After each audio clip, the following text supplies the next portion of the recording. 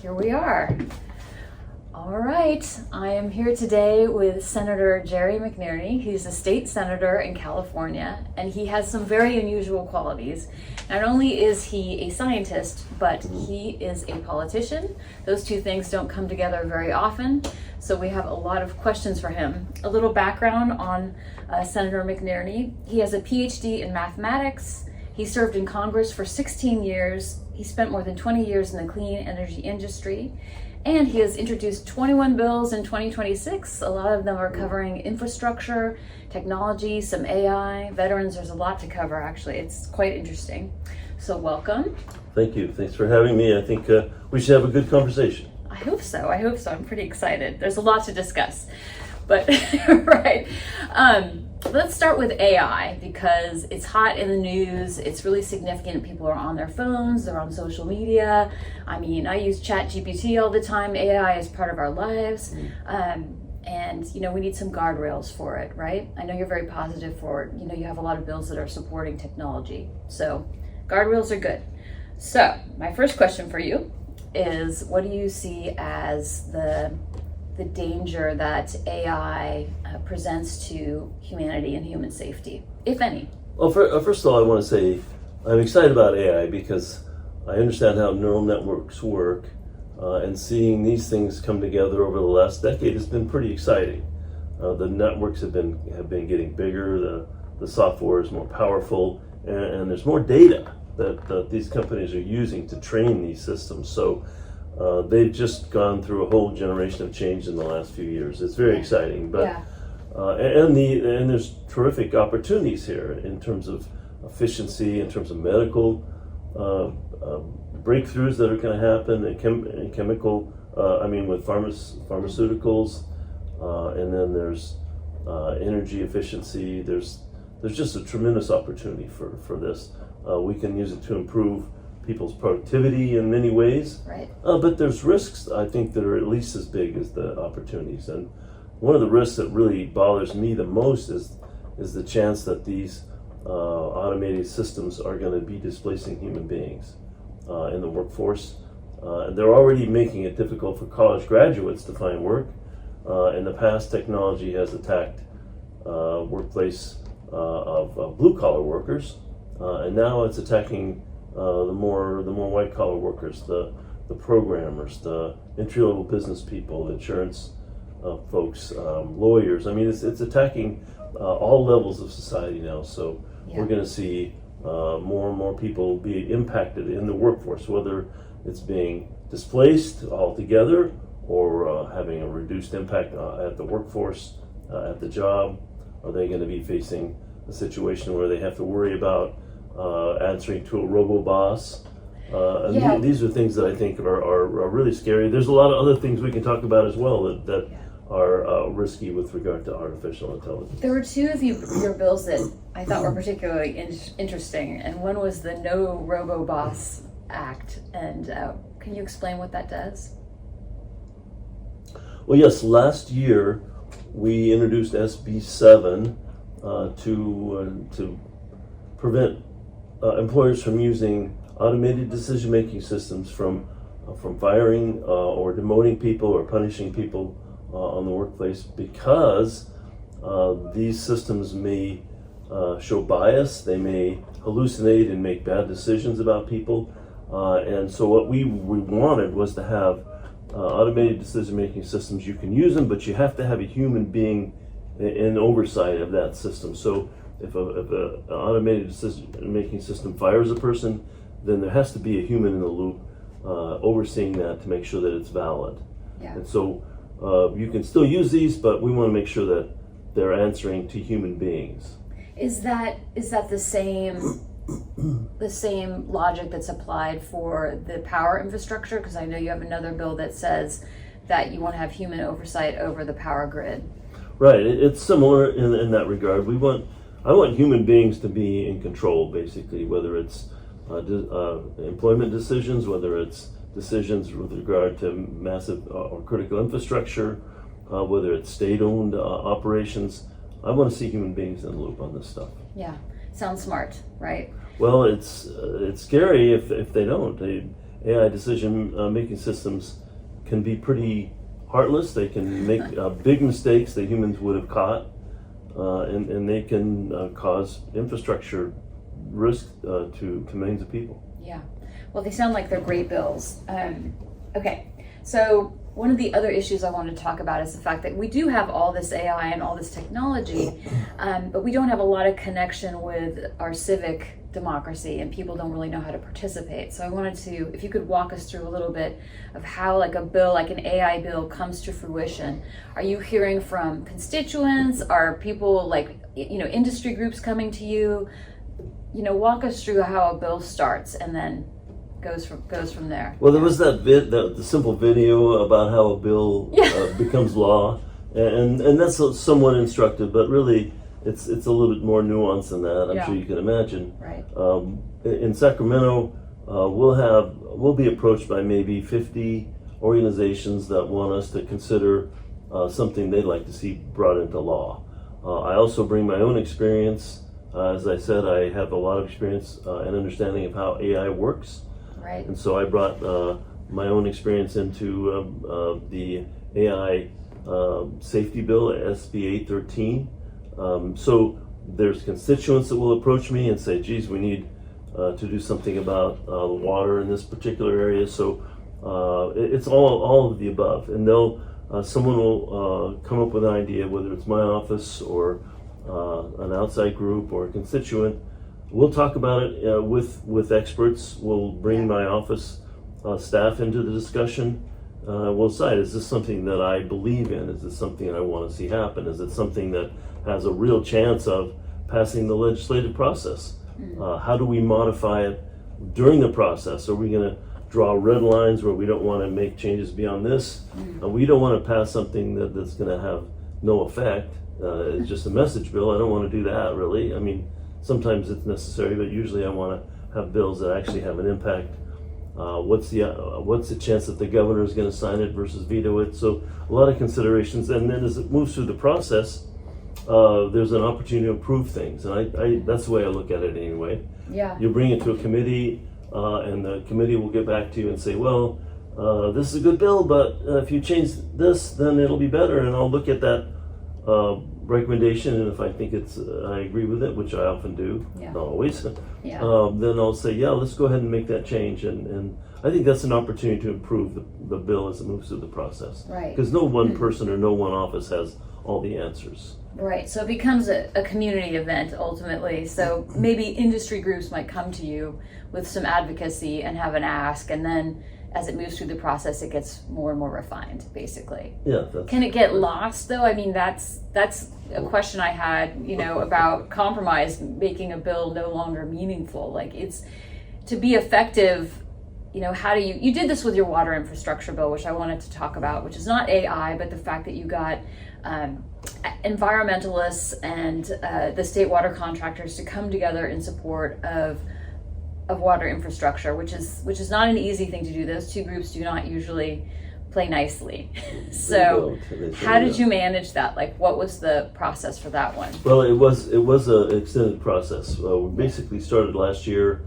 I'm opposed to the plan to put tunnels around the delta, right? Because that would make the delta into a more polluted, more salt water, less usable. Right. And that's my district, so I want to protect my district. Right. So I'm going to oppose the tunnel plan. And then we were able to form a coalition that stood strong in the legislative process. And so the tunnel plan was not adopted last year. And what happened was interesting because my intent all along was, well, we want to stop the tunnels, but we also want to propose something that's positive. We want to say, well, we don't want the tunnels, but if we do these things, we won't need the tunnels, and we'll supply. We'll produce a water supply system that's reliable for the state of California for the next generation. And so, since we weren't fighting over the tunnel any longer, we had an opportunity to bring these groups together. And there's a significant need with regard to the aqueducts in the valley, because they're subsiding. That's a gravity-fed system. If they subside too far, then water flow stops, and that's serious. That serves 27 million people. Right. LA and San Diego, the whole Southern California basin would face an extreme water crisis. Meanwhile, in the Delta, we have levees that were built in the 1800s that are no longer that effective, where there's water seepage underneath them, so salt water is getting in to the freshwater supply. There's these big brats, the nutria, that are eating through the levees, and they're just and you can't just pile more dirt on top of them. That's not going to work any longer. So we're going to need to do real engineering to protect the levees. Now, if the levees fail, what happens? You have thousands of people that would be put at risk at this cold water coming through their neighborhoods, and billions of dollars. I heard estimate $22 billion worth of infrastructure that's at risk. Okay. So that's a huge challenge. Yeah. So between the two, Southern California was very excited about protecting the aqueducts, and the Delta and Northern California is very excited about protecting the levees. So getting them together. So one of my colleagues, Barb Archuleta, said it's like getting the Dodgers and the Giants together for the sake of baseball. And this is right. We're getting Northern California and Southern California together for the sake of water security for the state. So it's very exciting to be in this position, to be able to move something that generational forward like this. Yeah, it's a huge deal. I mean, those players are very hard to get to the game together. True, yeah. And then on top of that, you have, not only do you have North and South, but you have the environmentalists that pretty much just don't want to see the Delta get worse, right? It needs to have water flowing through it in order to heal the ecosystem, right? So, diverting more water via the tunnels would be very negative, right, for the environment. But not even bringing that to the table and just working on keeping these infrastructure in place makes a lot of sense. It but does. Still. And you're right. Actually, it brought the environmentalists and the water contractors, the laborers excited about it. Yeah. So there's all these players that don't always play nice together are saying, we need to do this. And so we have a real opportunity now. Yeah, it's amazing. So congratulations. And I think it moved out of committee, right? Like it's on to the next step. It did. It moved out of committee, and now it's going to move into the appropriations committee for consideration. All right. Excellent. It is. Well, my office is very excited about that one. Yeah. Because it's not that often you get an opportunity to make that much of a difference for the state. Right, and it's a significant one. I mean, the whole water infrastructure, and it's a huge deal. Yeah. So when you're looking at these bills, right, so you have these people that are coming in, and then there's this idea of, can I move this through? It sounds like this one you thought you could move it through. Yes? Well, it looks like we have a real opportunity. Yeah. Do you ever take on bills that you think maybe won't move, but you believe in them, so you're gonna introduce them anyway? I mean, there are bills like that. Yeah. I mean, I used the word message bill earlier, Yeah. and that isn't really my intent. But yeah. I mean, if there's something like campaign finance reform is very important to me. Yeah. Because I see the way campaigns are financed, all the dark money, money coming in from foreign interests that we can't track. Yeah. And just the sheer volume of money that's coming in. We had the Citizens United decision back in 2014, which opened up corporate money and other money to come in. Yeah. And since then, we've seen more than a factor of 10 increase in campaign expenditures. So a factor of 10. Yeah. And before Citizens United, it was already pretty bad. Right. And basically, what happens with that money? You get this campaign money. The most effective thing you can do is bash your opponent, and so people just see all this bashing going on and think, well, politicians are a bunch of bums, and I don't blame them for thinking that. So, but more than that, it poisons the system in a couple of ways. If you're one of the two political parties, there are sort of red line issues. Like if you're a Democrat, it's choice. If you're Republicans, it's guns. If you stray from the party line on those issues, you're going to get hammered by outside money. You're going to get hammered by millions of dollars. You're going to see your face on TV. Your family is going to see that. Anyone that watches TV is going to see that, and it just makes it a lot more difficult to do the thing that really are needed for our country. So that you have a bill that's addressing campaign finance reform. Can you give a quick? Well, Yes, summary? this one it has a good chance, basically, of becoming law. It's just basically disclosure. I want to make sure that when people see advertisements on TV or in social media or in print, that they know who's paying for that. Right. That's a step in the right direction. Basically, disclosure is what this one's about. Right. There's other things that I'd like to see happen. There was a bill by Chris Rogers that would redefine corporations in a way that they can't donate. And I think that would be a big step in the right direction. Apparently that one got killed early on in the process this year. So we're trying to decide how to move forward on that one, but Yeah. that's just an example. Bills like that one, Chris Rogers' bill, we knew that one wasn't, I'm a co-author on that one, we knew that one wasn't going to get very far, but we had to put it out there so people could see that we're serious about this and we want to move forward. Right. I mean, as you said, there's messaging bills, there's building energy around an idea until it's able to move, right? Right, yeah. So you have to start somewhere. That's right. So, thank you for doing that. So we're going to shift a little bit to veterans, right? Mm-hmm. Your son was in the Air Force, and your daughter works at the VA in Palo Alto, and she's a neuroscientist. Yes. I know you have another. You have another son, I think. I do. But the reason I'm bringing that up is not to talk about your family, but more that you have these two veterans bills, and I'm wondering if your relationships influence your understanding of veterans issues. Of course it does. Yeah. Of course, things that are, I mean, you grew up and you have experiences in life and things become important to you. So Yeah. Veterans, my father was a veteran, my wife's father was a veteran, both in World War II. And so you see the importance, you see how being a veteran, being in combat can affect your life and affect the life of your family. So it's important to make sure that the veterans that are out here get help they need, that they don't face undue financial burdens, that there's health care if they need it. We want to keep them from having to become homeless. Those are all things that are very, very important. And then my son, who was a veteran, told me when I left Congress that one of the most important things I'd be most proud of is what I did for veterans when I was in the Congress, and he's right.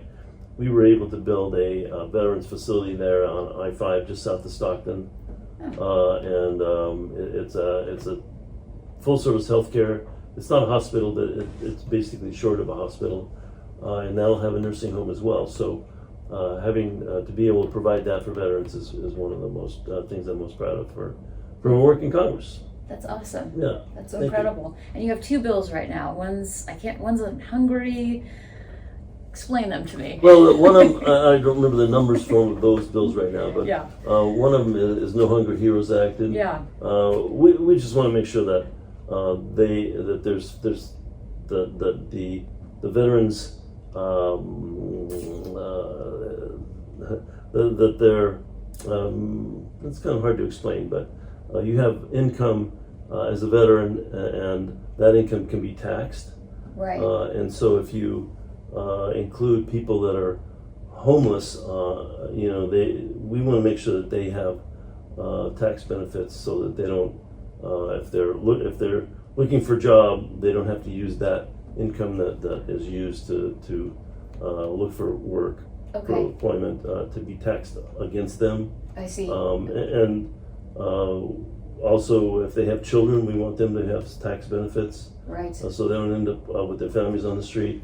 The other bill has to do with parking placards that give people a right to park in the restricted areas for handicapped people. Right. And it turns out that if you're a veteran and you want to get a veteran's handicap placard, you have to go through extra hoops that people that are not veterans don't have to go through. Oh. And if you're a veteran, you want people to know that you served, and you're proud of your service, so you want your placard to say this is a handicapped person and a veteran at the same time.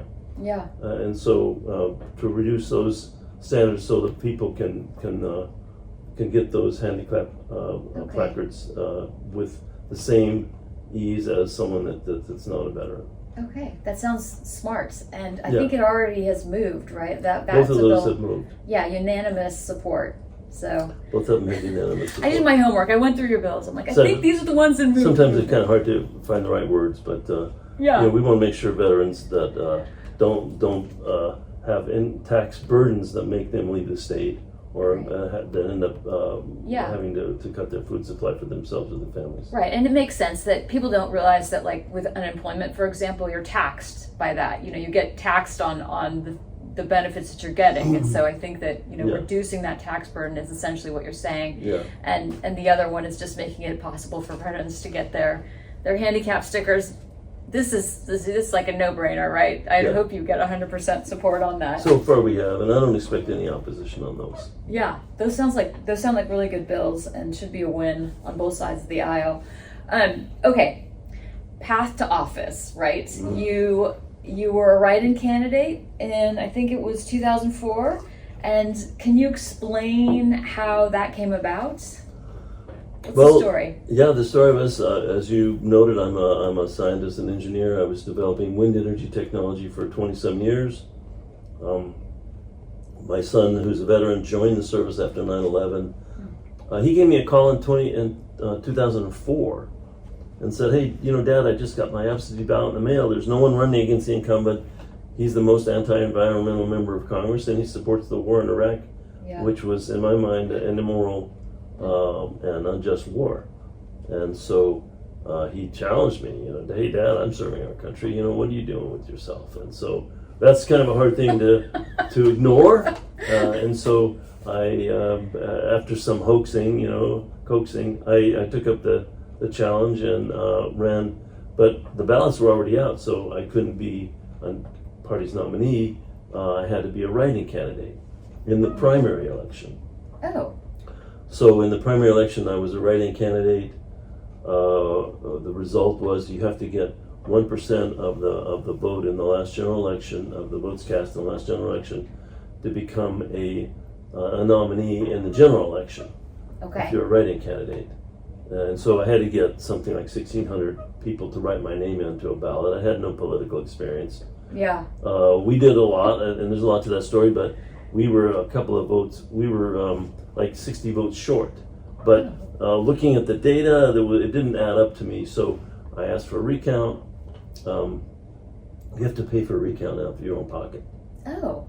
Which is significant because the registrar has to hire people and reserve space and all that. But if you overturn the election, you get your money back. So okay. It's kind of an interesting process. So what did you do? Well, we did. We had a recount in Contra Costa County. We picked up something like 16 out of the 60 votes we needed. Mm-hmm. We went to San Joaquin County. We picked up another 40-some votes because they had just entirely left out a precinct.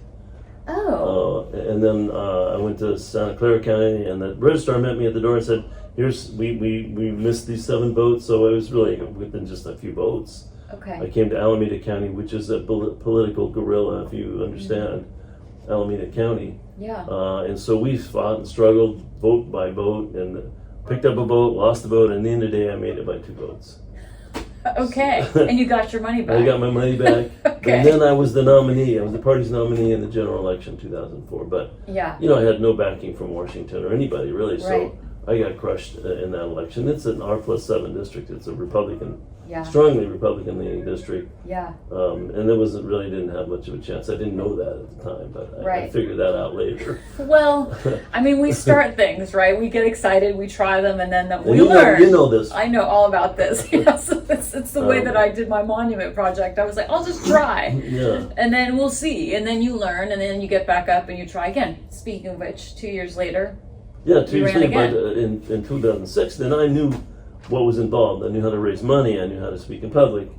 And I went to Washington and met with Rahm Emanuel. He told me to get out of the race. I told him to shove it. He told me to get out of his office. And I won, and he loved me after that. He loved me because I told him, I stood up to him, and then I won, and he loves a winner. Okay. And so we were good friends after that. So That's nice. that was nice. But, the transition to Congress was euphoric. You're here in Washington and you're going to be involved. But, one of the things that was so daunting was this fundraising. You need to raise money every single day you're there. I mean, it's like it's such an overwhelming thing. Yeah. And there's pressure. You gotta, if you're in a safe seat, you have to raise hundreds of thousands of dollars to give to the party. If you're in district, you have to raise millions of dollars to protect yourself. And it was just overwhelming. But we were able to do some really great things on the Anti-Government Act, getting that veteran facility built. Yeah. Some smaller bills, the traumatic brain injury bill for veterans. Yeah. That was the signature injury of the wars in Iraq and Afghanistan.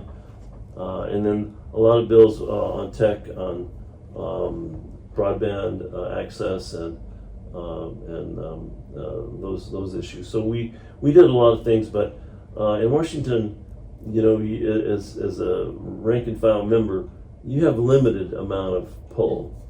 The leadership in the party really has where the pull is, Yeah. and the committee chairs. Right. So you can slip your bills into somebody's bigger bill if you're good, and maybe if you can hide something in the appropriations process, you can get some money through to do something once in a while. Right. But it's a struggle to get very much done. Okay. So it sounds like some of the surprises were the fact that the fundraising has to continue to go on kind of all the time when you're there, and then there's a power structure in place that makes, on top of just getting regular power as a representative, you've got to work within the power structure that's pre-existing in Washington. Any other surprises? I mean, you got there. What would you say that one of my questions for you is, what would you, if you could go back in time and visit yourself on your first day, what would you say to yourself? Well, I mean, I wanted to be on the Energy and Commerce Committee because energy was my bailiwick. Energy was my passion at that time. And so the natural committee was Energy and Commerce. But what I didn't realize at the time is that those big committees like the Energy and Commerce, the Appropriations Committee, Ways and Means, the more prestigious power committees, it takes years and years to get seniority and say in those committees. I was on Energy and Commerce for 16 years, and I didn't even have a subcommittee chairmanship or ranking membership. And so it's frustrating. I think there's committees that, like the Transportation Committee or the Veterans Committee or Homeland Security, that are smaller and have a lot of turnover. You can move up. So, I was 55 when I got elected, 54, 55 when I got elected. If it takes 20 years to get a subcommittee chairmanship on a big committee, you're and most people like myself, you get kind of burned out after 15 or 20 years. So would you go back and get on a different committee then? I would probably stay on the. I started out as a freshman on the Transportation Committee. Yeah. And on the Veterans Committee, and I moved over to one of the other committees, the Energy and Commerce Committee, the first chance I got. Oh. And then I just stayed there at the bottom. Yeah. The bottom level layer there for many years. Okay. And then it's harder to move things that you're interested in, essentially. Yeah. Okay. So you would go back and say, listen, stick with these other committees, you might be able to get more done. Yeah, I think so. Although Energy and Commerce has a massive jurisdiction. It's healthcare, it's technology, it's energy policy. So you just have a massive jurisdiction. And in Washington, jurisdiction is everything. Yeah, interesting. Well, I feel like the idea you're bringing forward is that it just takes a really long time to move things forward in DC and to build all those relationships, and that, people talk about term limits, right? I mean, and sometimes I think, well, the person's just barely getting their expertise in place and getting their relationships in place, and if you put term limits in too much of those in there, then they're never going to be able to get traction. I mean, what's your take on that? Because I feel like there must be some kind of balance that when we look at that, like, it just takes a long time. And I don't think the public really is aware of how long it takes to get stuff done. Well, it does. It takes a long time. We have term limits in Sacramento, and that's a good case study. Initially, there was a term limits of 6 years in the Assembly and 8 years in the state Senate. Yeah. State Senate term is 4 years, so you have 2 terms in the state Senate, and you had 3 two-year terms in the Assembly. Yeah. And man, that's just not much time to get things done. Right. Unless you're really lucky. So and not only getting things done, but you're right, developing the relationships and understanding the issues, understanding the process. Yeah. Um, Did the phone die? It looks like it. It looks like it did. We're going to pause here. My phone is recording though. Okay, we'll That's talk- okay. I we'll mean, talk to you. we could just cut this section out. No worries. I know how to splice. Well, I'll have to report to my mom that her phone didn't work as the backup, but that's okay. We've got one functional one. Interesting. Okay, we'll let it do its thing All right. and restart. Yeah, Yeah. so I think term limits, what happens is that, basically the staff does understand the process and they do have the relationships. Yeah. And then there's the lobbyists, and people badmouth lobbyists. Yeah. And, there's an issue, but lobbyists they give you information. You got to look at a lobbyist. They're going to come in and they're going to pitch something, but they're giving you information. Yeah. Lobbyists aren't the problem. It's Yeah. the campaign financing that's the problem. Okay. So I appreciate what lobbyists do and the information they provide. Right. You have to understand that they're biased, Of course. and that's part of their job. But Right. it's pretty easy to see that, and most lobbyists are pretty honest about that kind of stuff. Yes, so- it doesn't work to be dishonest, even though externally, when you're looking at politics, it's like, oh, dishonest politicians. This is just they're all liars, right? But Right. but what happens when you're going and you're meeting with people regularly over time is that either you're trustworthy or you're not, and that's the same for members, right? You have to have trusting relationships. You have to be able to trust people. You have to be able to know their limits. I mean, if someone has a district that has a specific interest, you have to understand that and realize that they're not going to agree with you on something that goes against their district's interest unless that's a really good reason for them to do that. Right. So that's important. So yeah, developing the relationship is important. Learning to use your staff and the lobbyists is important. But term limits make that kind of an extreme. Now we have a little bit more leeway in term limits. There's 12 years for both the state senate and the state assembly. Yeah. So that's 6 terms in the assembly and 3 terms in the senate that you're allowed. 12 years is better. You can get quite a bit done in that amount of time. It'd be better. I think 18 would be better, but.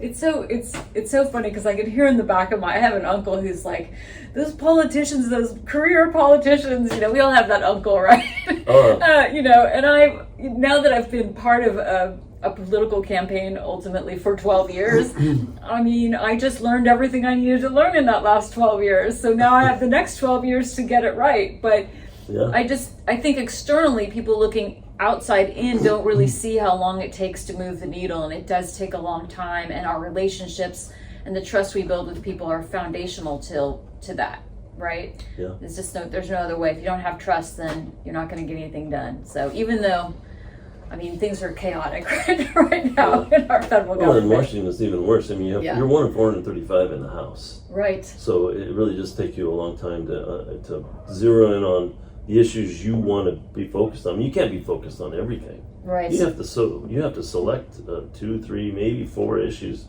Yep. focus on, and then those will be your issues. Right. And then over a 10-year period, every issue is going to come to the forefront once, Right. maybe every 10 years, and so you get your expertise, and then your issue comes to the forefront, and you're able to make a difference. Right. Right. But I mean, it's easy to convince people that term limits are needed because, in the public's mind, politicians get situated in they get embedded in their Right. in their seats, and they don't care about their constituents anymore. Of course, that's not true. Right. A decent politician will be meeting with the constituents all the time, listening to people, meeting legislators from other states or from other countries to understand what's going on, outside of their district in the world, Yeah. so they can learn from those experiences. Right. Right. I have so many questions. Is there a conversation that you've had with a constituent that you recall as like changing your mind at some point where you came into something and you didn't, or does that happen all the time? Well, there is with respect to guns and gun rights. When I first got elected, I was a big proponent of gun rights. And then I visited people at the Cleveland School in Stockton where there was the first school shooting, and met the teachers, and then there was mass shootings that took place when I was in Congress, like the one at Sandy Hook Elementary in Connecticut. That kind of thing will change your mind. Right. It should. Okay. So you went from what position to what? I mean, if you can be that clear. Well, I was pretty good on Second Amendment rights, and now I think there needs to be a way to make guns safer, to make communities safer. For example, there was a proposal to put money into studying how to reduce gun violence, and it made sense to me, and I was certainly supporting that. But the gun lobby was so strong in Congress that it wouldn't even allow research on how to reduce gun violence. Oh. So yeah, those are hard lessons. Yeah, not great. Some of the negative, results of time there, right? And that's related back to the whole influence of money on the political system, which is something that we as a nation need to address. I mean, it's a major problem, right? All right. There was a school shooting. I had a meeting in Lodi with a large group, and the parents were in there saying, I don't want to send my kids to school. I'm afraid to send my kids to school. I mean, how do you react to that as an elected official? Well, okay, we'll see what we can do to make guns, make our society safer from these gun violence incidents. Yeah, well, hopefully something can be done, but I feel that when things stall on the power end of the structure, that's when the people need to get more organized and move, right? I mean, that's ultimately how big shifts happen, but it's just really hard to organize people on my end, right? Like organizing people to do things, hard to do. Well, I mean, it depends on how personal the issue is. Yeah. I mean, if your kid is going to get drafted and sent to a war of aggression, you're going to be up in arms. Right. If your kid is going to school and there's a shooting there, you're going to be up in arms. I mean, not literally, right. Figuratively. Yeah. And so, those things that if you're having to pay more and more for health care, and so you can't even afford the basic health care if you're paying more for gasoline for your car or for food, pharmaceuticals. Yeah. Those are the things that get people excited. Right, and then you can move them from there, potentially, with organization and pressure and so on. And then navigating the structure structure of our government plus the whole financial groups that will come out against you, right? I mean, there will be, absolutely. It's like, it's a dizzying process, but, I think things can happen. So in regards to that, this is just a question I've had every time I'm reading the news, and it's like they're in DC, and it could be at the state capitol, and there are late night negotiations over such and such bill, like funding ICE, for example. When they're saying that, who's negotiating? Like, is it the power structure, the powers that be arguing with each other? Is it staff people negotiating behind the scenes? Like, who's doing these late nights? I just would really love to know what does that mean? It is. It's the speaker, the minority leader, the chairs of the committees. I mean, they talk about the big eight, and when it comes to national security, it's the chair and the ranking member, the minority member that's the highest ranking person in the committee, of the Armed Services Committee, of the Intel Committee. In the House and the Senate, that's 8 people right there. Those are the 8 people that have to sit down and decide whether they're going to do something. With regard to healthcare, it was funny because there was one or two standout Republicans or one or two standout Democrats really in the Senate, and they were demanding something about the insurance companies or something about the other provisions of the Affordable Care Act. And so if in the Senate, you can be a holdout and you can get a lot for that. And so those people were involved in the discussion and negotiation, with other leadership members. So depends on the issue. Right. If it's national security, it's the top 8. If it's healthcare, it's the holdouts, and and that's how. So it depends. It depends, but it depends on the power structure, right? So if it's on a particular committee, those committee members are having the debate behind the scenes potentially, or just not talking to each other, right? Is that, yeah. Well, I mean, Yeah. in the committee, the members of the committee that aren't the chair and the ranking member, they'll have some input. They'll go to the chair and say, geez, I really want this, and the chair will listen or not. Yeah, but it's the chair. It's the chair. Okay, that's so interesting. Okay. But then also, if you have a powerful position in the Senate, because there's not that many senators, you can potentially throw your weight around a little more.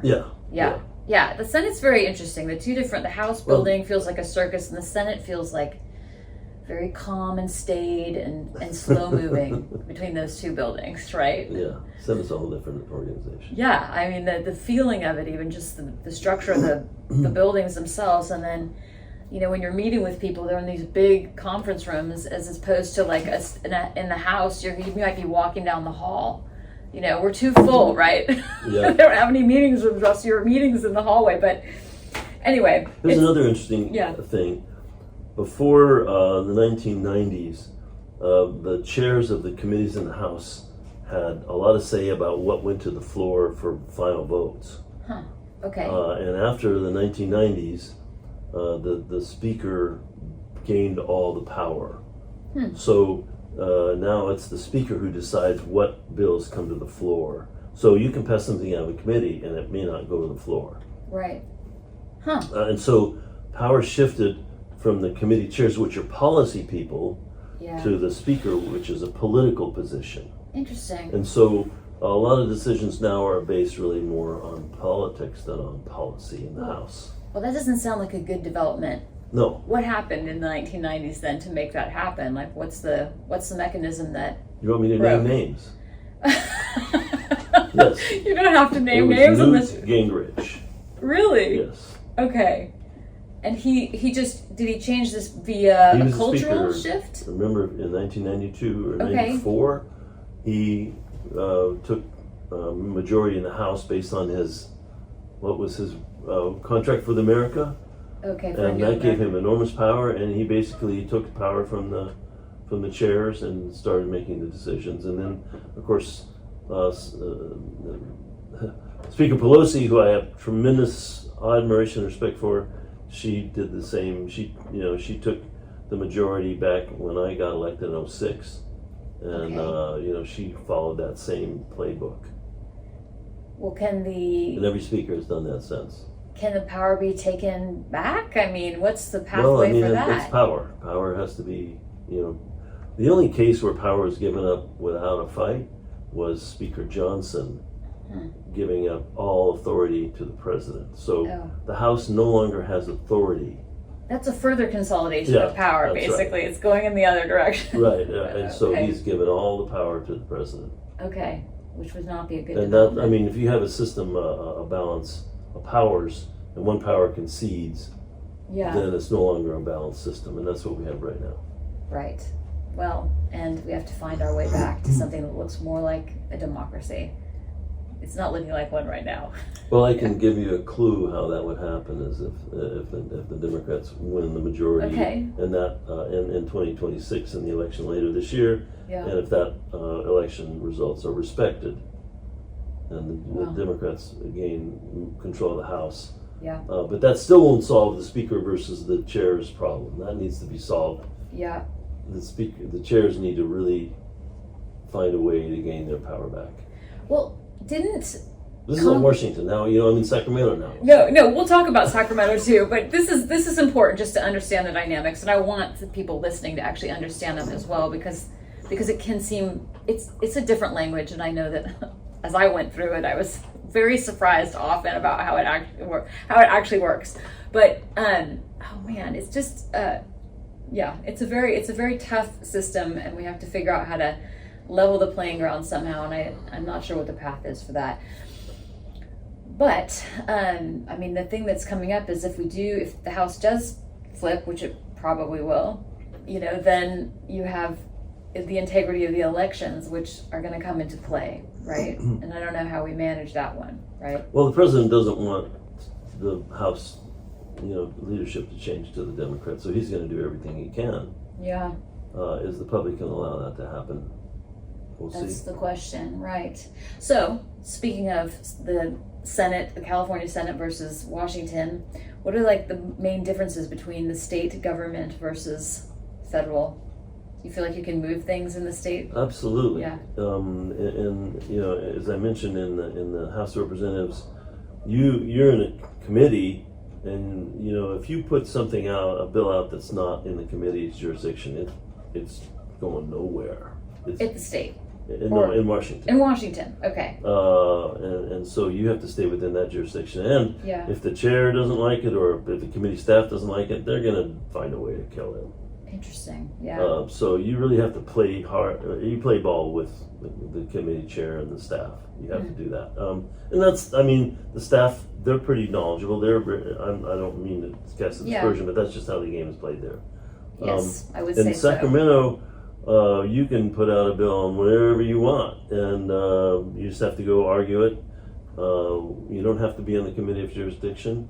You can put out a bill there, and you get to argue it to the committee of jurisdiction, and that's common. I mean, that's everybody does that. And so you have a chance to work, and basically, I have an opportunity to present 35 bills over a 2-year period. And so I select the things I think that are most important to me that we can get done, that I understand and believe in, and you know, we have a chance to argue every one of those. So it's much more open in terms of what you can get done. But there's a little catch here. There's you know, the lobbyists can kill bills if they don't like it, if they're strong enough. So it's because they're just more powerful. They have a lot of power. They can basically, if a strong lobbying contingent doesn't like a bill, they'll go to the assembly members and the Senate members that are sympathetic to them and say, "Geez, I really don't like this bill. I want you to vote against it." And they'll just go with that. They'll go with that. Yeah, and a lot of not everybody goes along with that, but enough do that it's difficult to get things done. If a lobbying organization really, and if it passes the legislature and gets sent to the governor, they can go to the governor and they can make the same argument. You know, say, well, geez, we don't like this bill. It's going to hurt our business. It's going to lay people off. It's going to make you look weak. And you're running for president, so you have to veto this. And you know, listen to that. That is fascinating. I mean, my experience in the state is that I would visit the state capitol once a year on my monument project, and I'd knock on doors and everyone would say no. Like, it was just so consistently no that I just went there for punishing myself. You know? But there was one year where there was a new staff at a Rambula's office, and I was like, hey, I've got this idea. And he's like, I really like this idea. And I was like, I'm not going to tell him the number of times that I've been told no, right? You have to get lucky sometimes, right? But in any case, it does seem to, what you just described, that in DC you need to have staff and the committee chair in support. And it sounds like, I didn't know that it was more of a free-for-all in California, but that does sound very California, right? Free-for-all is not the word I would use. No, sorry, but it's more open. Yeah, you can play in somebody else's playground here. Yeah, and it sounds like in Washington, people want you to stay in your lane. Yeah. Did I get that right? Okay, I know I've had a lot of your time, so let me just ask a few more questions, and then we'll wrap up. Looking back, you know, what do you, of all the things that you've done, you mentioned that, you know, you have the hospital for the VA hospital, but in your work, you know, what are the things that you're most proud of? I mean, you've done a lot. So well, as I mentioned, the Veterans Facility, yeah. The AI and Government Act. Yeah. I had a couple of bills in Congress, broadband access for schools when they had the COVID crisis. And then you know, other veterans bills. I did get money to do research, atmospheric research, to understand what the risks and implications of doing geoengineering are. I had a measure that would ask the House of Representatives to debate the just war principles before declaring war or authorizing military action. And it wasn't a requirement, it was just basically the House the House has recommended to do this. Yeah. It didn't pass, but that was a good effort. That would have been a good thing, especially now we see what's happening with Iraq. It's very appropriate. So, I mean, Iran and every other country that we seem to be going to war with, Venezuela. I mean, what are we doing? It's kind of out of control. It'd be handy if they would actually spend some time debating the issues, right? Then the public has a chance to participate as well, right? More democratic, less authoritarian. So, if you were to give advice to somebody listening about how to enter into the political process and participate effectively, I know that's kind of a tough question, but other than voting, we want people to vote, right?